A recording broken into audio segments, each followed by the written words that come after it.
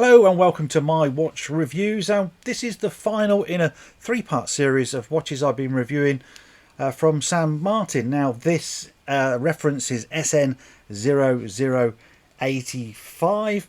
It is St. Martin's own design. There's a lot to like. There are some things that maybe we're not going to like so much, and in this review I'm going to show you everything up close and personal. We're going to put it on the microscope and have a look at the dial and the movement. We're going to test the movement on the Timegrapher, do all the good stuff, because on this channel we go to great depths to see things close up. So we're going to start off actually with the price, because there's a sale on as this video is going out, and it's the summer sale 2024. This one is 169 UK pounds, which is around about $213. There will be taxes involved to your country, but shipping is free. So are we getting good value for money? Well, again, first of all, you've got to like this watch to want to buy it. With St. Martin, though, the quality is always pretty decent, certainly for the price point. Best place to start, of course, is that dial. It is a matte grey colour, which I actually quite like. It goes well with that chapter ring that they've put in there, gives the watch a lot of depth, draws you in to those indices which are applied, and they look very applied, don't they? They look like they're sitting quite proud off the dial. Triangles, rectangles and squares. We're just missing circles, aren't we, to have the whole complete basic shapes. That joking aside, they're actually quite nice. I've often see these little round indices on watches and they just seem like they're off the shelf somewhere, so it is nice to see something a little bit different. The handset works well and fits the watch nicely, but I do think it is just a little bit plain. But that second hand, well, the second hand's great. The orange I like, it does match the bezel. Of course, you've got to like that orange colour, and that's the bit that is dividing me, certainly. But what I love about the second hand is the square lume pip. I think that's brilliant, because again, it's going with those indices, isn't it? So attention to detail on the dial is pretty decent, considering this is their idea. And this is what you can expect if you charge it up under a bright light and then switch the lights off. It gives you quite a decent lume display.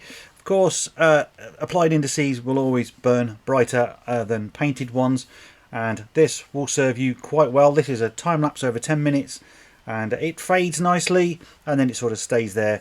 So you've got good luminosity throughout the evening. So let's now stick it on the microscope, have a good look at that dial. And it's dial time. And to be honest, dial out the case is really nice. There's something magical about the fact that it's a sort of matte. It's not really matte, is it? It's a bit shiny. But just a plain colour, no radial finishing, no texture or anything. It means I can film it without a lot of reflection, which is great to see. One thing that I keep noticing on the last few reviews, and it seems to be happening more and more, is St. Martin are fitting this chapter ring actually to the dial. I mean, I like chapter rings. It gives you more dial to play with as you're putting the minute markers around the rehort there. The good thing about putting it on there and the way they've done it is it's always going to be lined up. We know that the Seiko's fault of these things not lining up properly, and some of those I can actually fix from moving the movement ring fully enough inside to line them up. But on these, I don't know whether they're glued on. I've not tried to pry it off, and I'm not going to, not in this video anyway. But yeah, it's a good little feature. So looking at the dial, well, we've got a very shiny silver St. Martin logo. Again, we know how divisive that is, and funny enough, as much as I like the logo, some people say it's too big. I think on this watch it perhaps is. I've never really said that before. I don't know whether they're all the same size. Maybe it's just because it's the grey dial, it just seems to stand out a bit more, and perhaps it could be a little bit more discreet. Looking at the indices, well, I like them. I like these square and rectangular ones with the triangle at the top. You know, they're saying this is their own design. I do believe them, but I don't know every watch in the world. So, you know, I'm sure some of you will be saying, oh no, it's like this and it's like that. But, you know, it looks good to me. Handset again, nice and clean. Can't see any problems.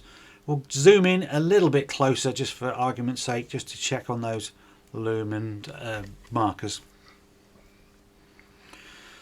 So there's the San Martin logo in all of its glory. Let's just have a look at these. So sometimes they look a bit off and it's just a reflection. But yeah, they look fine to me. If you look very closely at the minute hand, you should see it moving, which is quite cool to see. So what is that there? Is that, what is that? I think that must be just a hair. Obviously, well, yeah, so me doing this, things do float in.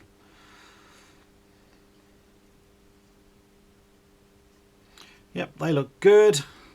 Let's just try and focus in on the hands.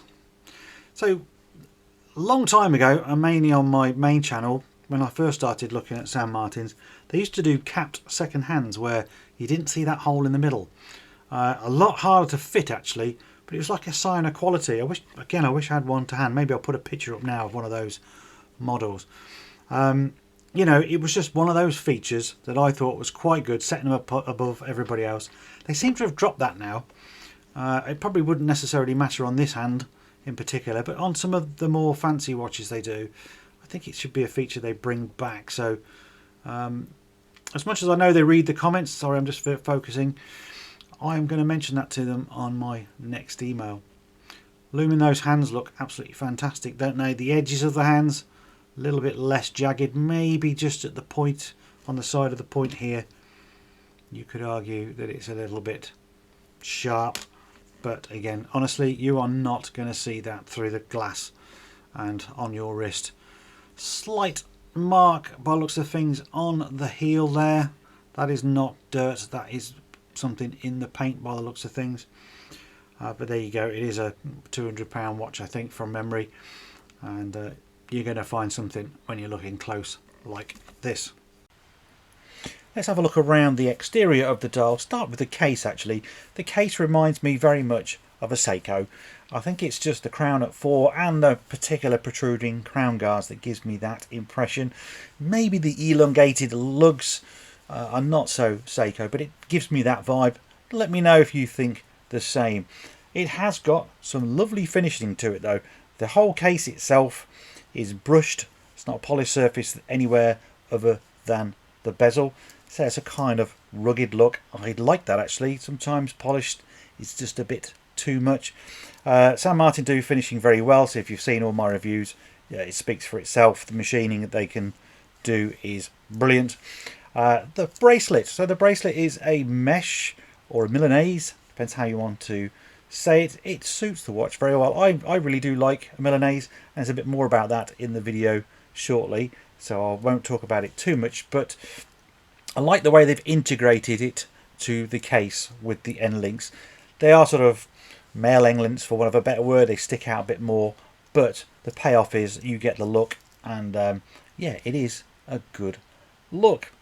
However, you flip the watch over and you get the typical sterile case back, which I was saying every single one of my San Martin videos that it's boring, and when they put all this effort into making a nice watch, I do think they could just put some detail on the case back, model number, whatever it is, one of their logos, fine, but just do something with it. I mean, why not? It's a great space to use. Okay, let's size it and try and get it without the bezel there. 39.5, so say it's a 40 millimeters with the bezel protruding the way it does. Adds another half a millimeter, I would say. There we go, yes. Lug to lug with that bracelet in mind, or the mesh strap, whatever you want to call it. 52.7, so it's quite big, but it does drop off, as you've seen in the wrist shot. The thickness 13.4. Well, the lug width I know is 20 mil, and you're tapering from 19 or 20, should I say, probably down to 16. No, 17.5. So not much of a taper there at all. There we go. That's it sized. So now you know the sizing. This is what it looks like on a wrist. This is my right wrist because I'm left-handed, and it's 7 inches or 18 centimeters. I think it looks pretty decent. We're in full sun here, bit of reflection, but yeah, nice, very legible watch.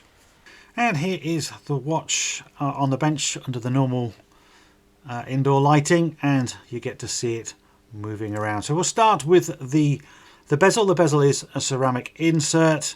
It is 120 clicks. Action is nice and stiff, and let me just bring it back up to the top. Very little play, as you can see. It's more clicking over. So yes, nice and tight. The design of the bezel I am not struck on at all. I still don't know whether I like the orange, but then that's just a personal preference. What I don't like is these sort of lugs. I'd rather have had a coin edge or something. It's still grippy, but I don't know, out of all the bezels I've held, and I've had a lot, this one doesn't really do it for me. Let me know what you think of it. I mean, I don't like the way it sticks out either, but you know, this is their own design and you can't fault them for that. Crown, well, it's a screw down crown, nice and easy to get to. Good crown guards. If we pull that out, then obviously we can move the hands around to our heart's content. It hasn't got the ghost position just there, and I can feel it and I can actually hear it. The date wheel going around and around. It's a shame really, because other brands that I featured on the channel will use an NH38. San Martin will always use an NH35. They don't see this as a problem. I can only presume that might have something to do with purchasing movements on a grand scale. They probably get a better discount if they buy more. Onto the bracelet or the strap. So it is a Milanese or a mesh type strap. I really like mesh straps, and what's different about this one is they've given it end links, so it's smooth and fills the gap here. Most of, well, all of my aftermarket ones, they're straight on the lugs, so you get that gap between the case, which can be a little bit annoying at times, and San Martin have addressed that very well, and I like the idea of this. I mean, the trade-off is that you get slightly more lug to lug, but because it's drooping down, it conforms to the wrist much better. So that is a nice addition. These are in fact adjustable. You've got screws. Let me just zoom in a little bit. So you can just, well, that's the end. Let's turn it around. So those are the screw heads. You can only just see them there. And here's 2 links that I've taken out before for my sizing. So that is quite good as well. There's plenty of links you can remove, and because they're quite small, you can get that nice snug fit. The difference here as well is this clasp. So you've got the normal sort of scissor part there, all stainless steel, all very nice. The shell is a lot smaller, still the same with their logo. Push buttons are smaller, but this is also on the fly, and I actually kind of prefer this one. You still push it down there and you slide it in, and it clicks very firmly, as you can hear, certainly going in. And that's lovely. If you compare that, so if I bring in this watch here, that's the standard one that they're now supplying, which is almost, you know, this is almost well, it's a third smaller, isn't it? And the frustration one with these, I mean, these are all very nice. I can't criticise the way they make them, and I love the idea of this. It's a little bit more fiddly on these actually, but there you go. You know, when it's the hot weather, they're great and they come useful. But that's very long, and as a result you can scratch that easily. It's always touching your desk if you're working on a desk, and it's less movable. Somebody on one of the groups the other day was complaining that they had scratched their arm or got cut arms, saying that the edges were sharp. And they're not really sharp, but I think part of the problem is if you've got, let's just zoom out, if you've got a smaller wrist, it's conforming more around here almost, and that shouldn't be there. And the result is it's just that little bit too long for probably for people with smaller wrists. So here is the standard NH35 movement that's been shown many times on the channel. Spring is good on the shock jewel there. what I want to draw your attention to, and you've probably already seen it, is this mark on the rotor. So what is that? I haven't touched this movement at all. That was there when I opened it. Sorry, I'm just trying to get a bit of Rodico or something just to see if that is just, if it will come off. And it will. Look. So it's not an imperfection or something like that. So that, my friends, is possibly, excuse my fingers, I was going to say, is possibly a fingerprint or something like that. And you don't want that over a period of time. If that is, say, a fingerprint, in time it won't turn into rust. They never turn into rust, but they do sort of tarnish in a fingerprint style. I wish I had something to show you, and it does take some time, but it's unsightly. It shouldn't be there, not on a brand new movement, not when you've got supposed lots of QC going on. Here you can quickly see these are the magic fingers. There's one there and one there. It's working on a almost like a cam really, and this is revolutionary. This is what Seiko invented, I think, back in the 70s or maybe even the 60s, which changed everything, simplified everything, and they still use it today. So thank goodness for that. Brilliant. There we go. That's the movement. Just very quickly, I was about to remove the movement to show the dial on the microscope, and I know a lot of you like this. That is a metal movement ring rather than the plastic ones you see. It's actually got the gasket just on the top here running around the outside edge. Really good to see. And again, you know, this is seems to be a new feature I keep seeing in San Martin's, just stepping up the game a little bit, and yes, good to see. Time for the Timegrapher, and we are on 53 degrees, and off we go, dial up, and the trace, well, it's running a little bit faster. I would say it's more in line with the 15 rather than the 8. It'll probably change in just a moment, but in that position it's fine. Beat error is just there or thereabouts. Stress positions. So stress positions are things like this, crown up, where gravity may be pulling more on the balance, and you will get slight deviations sometimes, but you want it to look fairly consistent and nothing too dramatic, and that's exactly what we're getting there. That's fine. Crown down, and the beat error will have closed up now, and it's actually running better crown down than it was in any of the positions, although we must normally leave it to run longer in these positions to get a more accurate and average reading. But just for this review, we'll just be very quick. Dial down. I won't expect any change really in dial down. So yes, it's another Seiko NH movement, and it's running well within its parameters there, and yes, I can't complain at all. Buy one of these, it'll be as accurate as you can get it for this price range. Okay, my final thoughts. What do I think of this watch? Well, it's a decent enough attempt at an original design. I think San Martin have made better designs than this one, but watches are like nothing else really. We all have different tastes, and I have some very broad and weird tastes. This one, I'm not sure whether I can live with or not. I do like the grey dial, I like the indices, and I like it when it's on the wrist. But would it be one that I chose to wear on a daily basis if it was in the collection? I am not so sure personally. But you know, you tell me in the comments what you think. Do you think it's worth the money? Do you like the design? What features do you like? What features don't you like? All of those good stuff. The more we say things, the more San Martin possibly listen. Okay, lastly, my reviews. I just want a quick little bit of feedback. We're close to 5,000 subscribers now. Thank you very much. So I'm getting a little bit of traction. Clearly, some of you like the way I do a review. The question I've got really is, are my reviews too long? By the time I've edited them all down, there could be 20 minutes, 25 minutes, which I think is asking a lot, given everybody else does reviews in 10 minutes, just holding the watch and talking like I am now. I do like to go into a lot of detail. I just want to know whether that is something that you enjoy and you would sit through, or whether you fast forward and watch bits of it, or whether you're not interested in that at all. Obviously, this might be my channel, but it's driven by my audience and what you guys want to see. So feedback would be greatly appreciated. Thank you very much. I will see you all in the next review. Bye for now.